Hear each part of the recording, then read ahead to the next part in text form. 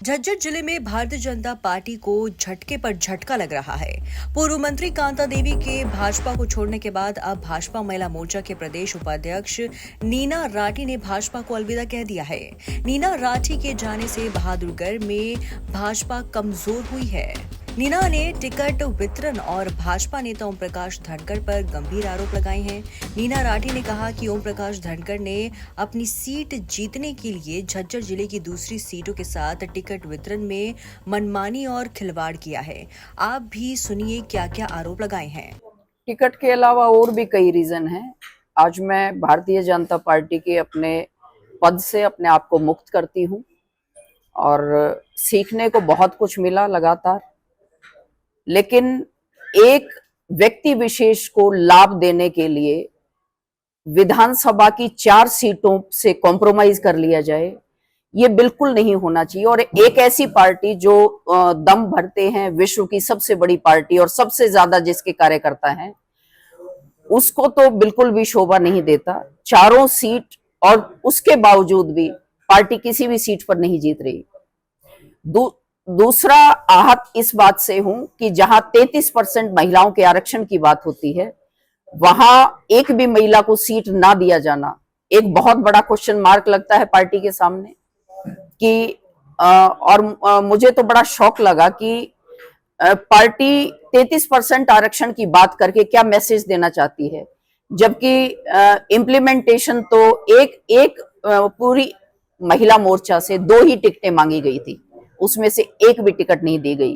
तो जो पार्टी अपनी बनाए हुए नियमों पे पूरा अपने वादे नहीं करती है, तो वो दूसरों को क्या देंगे, क्या मैसेज वो देना चाहते हैं, मेरी समझ से बाहर है। चौधरी ओम प्रकाश धनखड़, जिनको 2019 में उनकी विधानसभा के लोगों ने नकार दिया था। 2019 का चुनाव वो बहुत बुरी तरह से हारे थे, जबकि मुझे समझ में नहीं आता कि 2014 में लोगों ने इतने हर्षोल्लास से जिताकर उनको कृषि मंत्री भी बनाया गया और 2019 में वो हार जाते हैं। तो मुझे एक प्रश्न चिन्ह लगता है कि वो कैसे व्यक्ति रहे होंगे। 2019 में हारने के बाद 2024 में उनको ऐसे समीकरण बिठाने पड़े कि 4 विधानसभाओं में सारी तीनों विधानसभाओं को साफ करके और अपने फायदे के लिए सारी चीजें उन्होंने अपने फायदे के हिसाब से सेट कर ली, लेकिन उसके बावजूद भी उनकी हालत वहां बहुत खराब है। मुझे तो कहना तो ये चाहिए कि इतना होने के बाद 4 विधानसभाओं में से एक विधानसभा में उनके हिसाब से सारी चीजें हुई और उसके बावजूद भी अगर वो हार जाते हैं तो कहां जाके मुंह छुपाएंगे। मेरी समझ में ये नहीं आता कि उनको तो मुंह छुपाने के लिए जगह नहीं मिलनी चाहिए और वो कहते हैं अपने आप को नेता हैं। मैंने सारी बातें आपको बताई हैं विस्तार से। पार्टी छोड़ने का हमारा रीजन ये है, देखो इस प्रदेश का मुख्यमंत्री नायब सैनी जी वो अपनी सीट बदल रहे हैं। धनखड़ साहब अपनी सीट बदलना चाह रहे थे, कैप्टन अभिमन्यु अपनी सीट बदलना चाह रहे थे। जो बड़े नेता हैं वो तो सब सीट बदल सकते हैं, और जो छोटे नेता हैं उनका मापदंड उनके पास है नहीं। अगर वो टिकट मांगते हैं तो फिर पैसा उनसे डिमांड किया जाता है। आज जो बहादुरगढ़ की टिकट आई है वो आप सभी जानते हो कि पैसे से आई है। पैसा जो टिकट लेगा वही देगा। पैसे सबने लिए, सबने लिए। जो नेता हैं, जो हरियाणा के नेता हैं वो सब दबे हुए हैं और सब ने अच्छा माड़ बनाया है। यहाँ से एक सीट से नहीं बनाया, बहुत सीटों से बनाया है। उनकी पब्लिक में आवाज़ है, और वो आवाज़ जो आज हमारे ज़िले में चल रही है, झज्जर ज़िले और रोहतक ज़िले में जो आवाज़ हमारे यहाँ चल रही है, वो आवाज़ बता देगी। जब 8 तारीख को रिजल्ट आएगा तो वो रिजल्ट उनके सामने होगा, जो उन्होंने किया है और जो उन्होंने करा धरा है, और जो घर उन्होंने तो लोगों के तोड़ने की कोशिश की है, उसका जवाब वोटर अपने आप आने वाली 5 तारीख को देगा। और 8 तारीख के रिजल्ट जब हमारी काउंटिंग होगी तो उसमें सब खुलासा सारा ही देश जानता है। कोई चुनाव प्रचार कर रहा है अपना, कोई चुनाव प्रचार कर रहा है दूसरे का।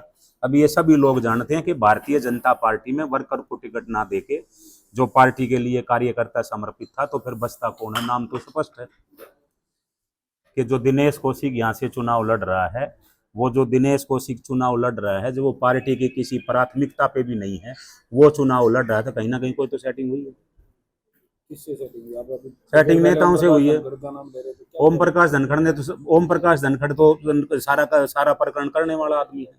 ओम प्रकाश धनखड़ ने ही प्रकरण किया है, और उसको आज मैं आज मैं कहता हूं, मैंने कल बडोली साहब को भी बताया था, अगर कल 2 बजे तक धनखड़ साहब ने फोन कर दिया तो मैं यहीं हूँ, 2 बजे तक नहीं किया तो मैं पार्टी छोड़ दूंगा, और मैं प्रेस में बोलूंगा, और मैं बोल रहा हूँ।